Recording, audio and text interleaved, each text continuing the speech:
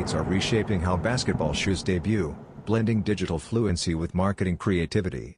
Ja Morant has pioneered his own leak culture via social media blasts and magazine covers, but Jason Tatum takes an equally modern route, spotlighting his sneakers in NBA 2K. The Jordan Tatum 4, now surfacing on Nike's servers, showcases the wavy design language Tatum has carried across his signature line, highlighted by suede slits and a personal touch with his son Deuce's name on the tongue.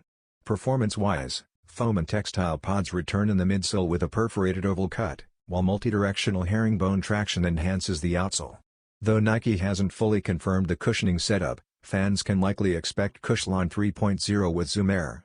Launching this holiday, the SIREN Red Edition will retail at $130 for adults and $100 for grade school sizes.